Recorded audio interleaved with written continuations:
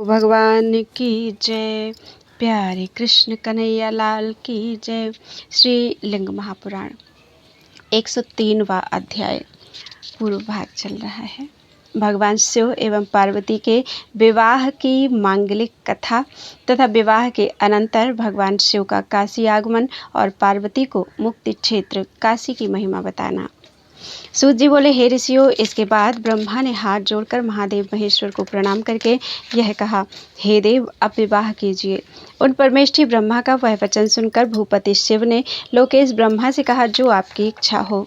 हे सुव्रतो, ब्रह्मा ने महेश के विवाह के लिए उसी क्षण रत्नमय दिव्य तथा सुंदर नगर का निर्माण किया। इसके बाद अदिति, दिति, साक्षात धनु, कद्रु, शुकालिका, पुलोमा, सुरसा, सिंहिका, विनता, सिद्धि, माया, क्रिया, साक्षात दुर्गा देवी, सुधा, स्वधा, वेदमाता, सावित्री, रजनी, दक्षिणा, द्युति, स्वाहा, स्वधा, मति, बुद्धि, रिद्धि, बुद्धि, वृद्धि, सरस्वती, राका, कुहू, सिनीवाली देवी, अनुमति, धरणी, धारिणी, इला, सची, नारायणी, ये सब एवं अन्य सभी देव माताएं तथा देव पत्नियां शंकर का विवाह हो रहा है ऐसा सोचकर आनंद मगन होकर वहां गईं। सभी उरग, गरुण, यक्ष, गंधर्व, किन्नर गण, समुद्र, पर्वत, मेघ, मास, संवत्सर, वेद, मंत्र, यज्ञ, स्तोम, धर्म, हुंकार, प्रणव, हजारों प्रतिहार, करोड़ों दिव्य अप्सराएं तथा उनकी परिचारिकाएं और समस्त द्वीपों तथा देवलोक में जो भी नदियां हैं वे सब स्त्री का रूप धारण करके प्रसन्न चित्त होकर वहां गई। सभी लोगों से नमस्कृत महाभाग गणेश्वर भी यह शंकर का विवाह है यह सोचकर प्रसन्नता से युक्त हो वहां आए। शंख के समान वर्ण वाले गणेश्वर अपने करोड़ों गणों के साथ पहुँचे।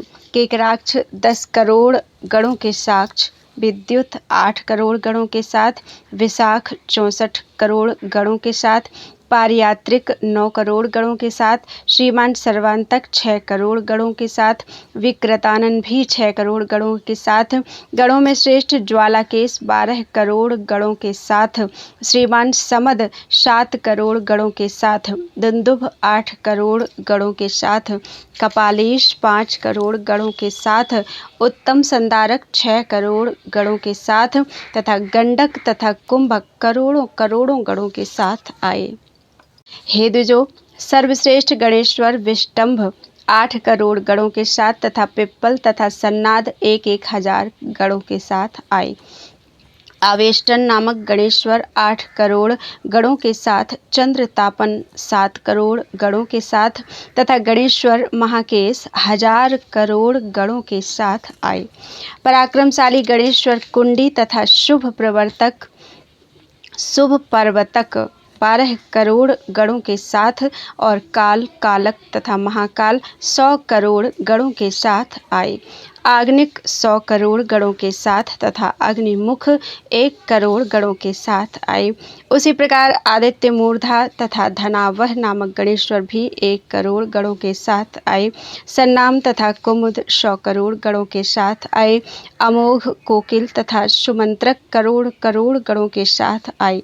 दूसरे गणेश्वर काकपाद 60 करोड़ गणों के साथ, प्रभुता संपन्न संतानक 60 करोड़ गणों के साथ और महाबल मधु, पिंग तथा पिंगल 9 करोड़ गणों के साथ आए।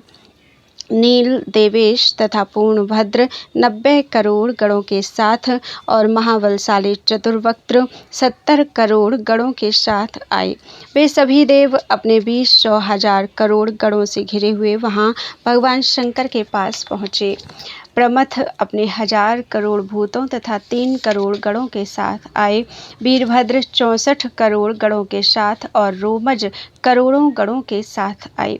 करण 20 करोड़ गणों के साथ और केवल शुभ पंचाक्ष शतमन्यु तथा मेघमन्यु भी 90 करोड़ गणों के साथ आए। काष्ठकूट, सुकेश तथा वृषभ 64 करोड़ गणों के साथ और भगवान सनातन विरूपाक्ष भी 64 करोड़ गणों के साथ आए।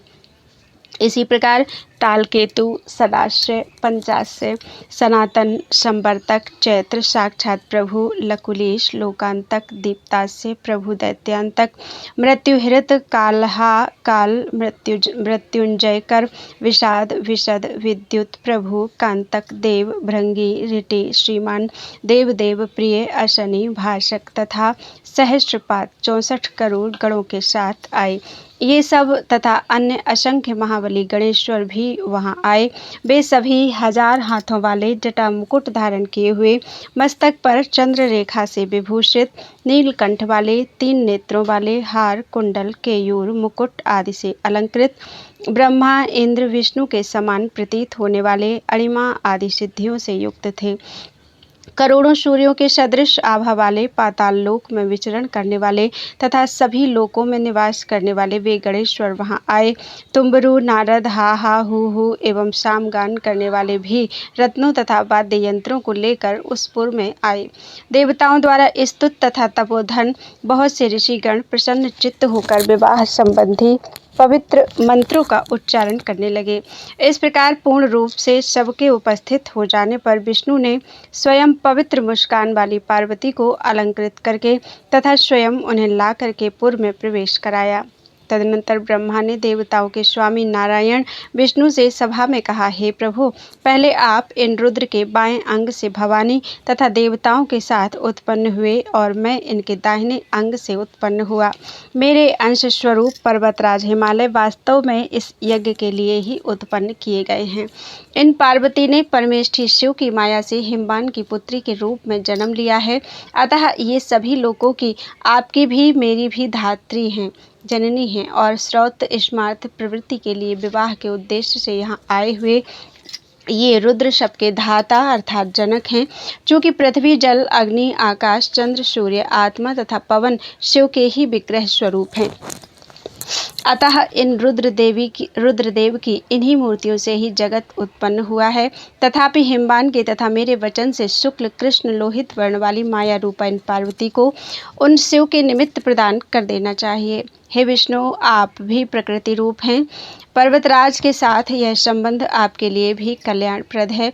मैं पद्म कल्प में आपके नाभि कमल से उत्पन्न हुआ था। अतः आप मेरे अंश स्वरूप इन हिमालय के तथा मेरे भी गुरु हैं। सूत जी बोले, हे ऋषियों, तब उन देवदेव जनार्दन ने ब्रह्मा से कहा, ठीक है। तब देवतागण सभी मुनि तथा देवदेव शिव प्रसन्न हो गए। तदनंतर कमल के समान नेत्र वाले उन विद्वान पद्मनाभ विष्णु जी ने उठकर उन पार्वती जी को प्रणाम करके अपने हाथों से शिव के दोनों चरणों को धोकर अपने ब्रह्मा के तथा हिमालय के सिर पर जल छिड़का। हे शिव जी, आपकी नित्य संबंधिनी ये पार्वती जी विवाह विधि की सिद्धि के लिए हैं। विवाह विधि की सिद्धि के लिए ही मैना से उत्पन्न हुई हैं। ये मेरी छोटी बहन है। ऐसा कहकर विष्णु जी ने उन पार्वती जी को देवेश्वर के लिए जल सहित समर्पित करके स्वयं अपने को भी उन देव के लिए जल सहित समर्पित कर दिया।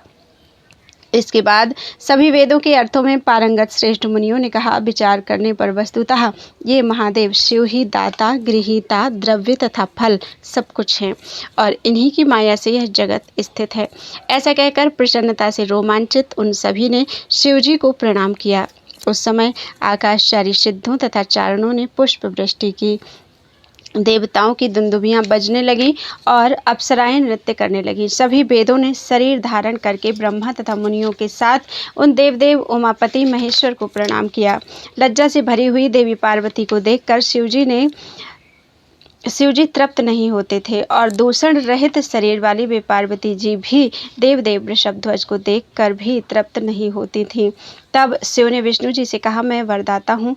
इस पर उन्होंने भी शंकर से कहा, आप में मेरी भक्ति बनी रहे, मुझ पर प्रसन्न होइए। तब शिव ने उन्हें ब्रह्मत्व प्रदान किया। इसके बाद ब्रह्मा ने पुनः प्रभु से प्रार्थना करते हुए कहा, मैं उपाध्याय आचार्य के पद पर स्थित होकर अग्नि में हवन करता हूँ और यदि आप आज्ञा दें तो जो विधि अभी तक नहीं की गई है उसे संपन्न करूँ। तब जगत के स्वामी देवदेव शंकर ने उन देव ब्रह्मा से कहा, हे सुरश्रेष्ठ, जो जो अभीष्ट हो उसे आप इच्छानुसार कीजिए। हे देवदेव, हे पितामह, मैं आपके समस्त वचन का पालन करूँगा। तदनंतर उन्हें प्रणाम करके प्रसन्न चित्त परम प्रभु लोक पितामह ब्रह्मा ने शिव तथा देवी जी के प्रति शिव तथा देवी पार्वती के हाथों को परस्पर मिला दिया। स्वयं अग्निदेव हाथ जोड़े हुए वहां उपस्थित हुए। साक्षात मूर्तिमान होकर उपस्थित वैवाहिक श्रौत महामंत्रों के द्वारा यथोक्त विधि से हवन करने के अनंतर विष्णु जी के द्वारा लाए गए लाजा अर्थात धान का लावा का भी यथाक्रम हवन करके विविध गोदानों से विप्रों की पूजा कर पुनः 3 बार अग्निदेव की प्रदक्षिणा कराकर उनके लिए उनके मिले हुए हाथ को मुक्त कराकर भगवान ब्रह्मा ने प्रसन्न मन से सभी देवताओं, ऋषियों तथा मनुष्यों के साथ देवदेव उमापति को प्रणाम किया। तत्पश्चात उन दोनों को पाद में जल देकर और शंभु को आचमन, मधुपर्क तथा गौ प्रदान करके पुनः शिव को प्रणाम करके भगवान ब्रह्मा, इंद्र आदि देवताओं के साथ स्थित होकर बैठ गए। समस्त भृगु आदि मुनियों तथा सूर्य आदि ग्रहों ने अक्षतों तथा तिल तंडुलों से वृषभ ध्वज का अर्चन करके उनकी स्तुति की। तत्पश्चात वे रुद्र, शिव, ब्रह्मोक्त समस्त वैवाहिक कृत्य संपन्न करके तथा अग्नि को अपने में आरोपित करके सभी लोगों के हित के लिए उन पार्वती जी के साथ वहां से प्रस्थित हुए। जो व्यक्ति पवित्र होकर प्रसन्नतापूर्वक शिव के विवाह आख्यान को पढ़ता अथवा सुनता है अथवा वेद वेदांग में पारंगत शुद्ध द्विजों को सुनाता है, वह गणपति पद प्राप्त करके शिव के साथ आनंदित हो जाता है। जहाँ पर भी ब्राह्मणों द्वारा इस विवाह प्रसंग को कहा जाता है वहाँ पर शिव जी विराजमान रहते हैं, इसमें संदेह नहीं है। अतः हे द्विजों, विधिवत उनकी पूजा करके इस आख्यान को अवश्य कहना चाहिए। हे उत्तम ब्राह्मणों, श्रेष्ठ द्विजों तथा क्षत्रियों के विवाह में इस अति उत्तम संपूर्ण शिव विवाह के प्रसंग का कीर्तन करना चाहिए। तब विवाह कर लेने के उपरांत महाकांति संपन्न शिव जी अपने गणों, नंदी तथा देवी पार्वती जी के साथ दिव्य वाराणसीपुरी में आए।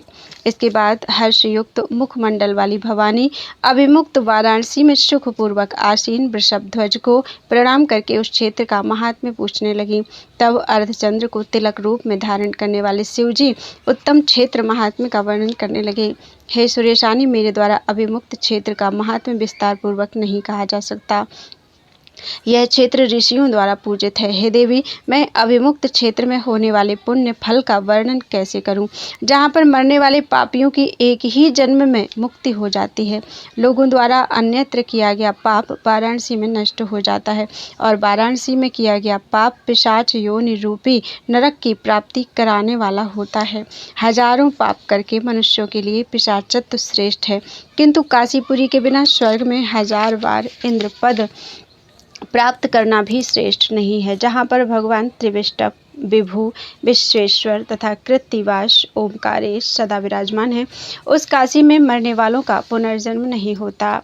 इस प्रकार संक्षेप में क्षेत्र का महात्म्य कहकर गणेश्वरों को विदा करके चंद्रशेखर ने पार्वती को अपना उद्यान दिखाया। भगवान गजानन विनायक दैत्यों को विघ्न उत्पन्न करने के लिए तथा देवताओं का विघ्न दूर करने के लिए वहीं पर उत्पन्न हुए थे। हे ऋषियों, मैंने आप लोगों को कथा का संपूर्ण उत्तम तथा सुंदर तत्व संक्षेप में बता दिया, जैसा कि मैंने व्यास जी की कृपा से सुना था। इस प्रकार श्री लिंग महापुराण के अंतर्गत पूर्व भाग में पार्वती विवाह वर्णन नामक 103वां अध्याय पूरा हुआ। बोलो वृंदावन बिहारी लाल की जय। त्वदीयं वस्तु गोविंदं तुभ्यमेव समर्पये।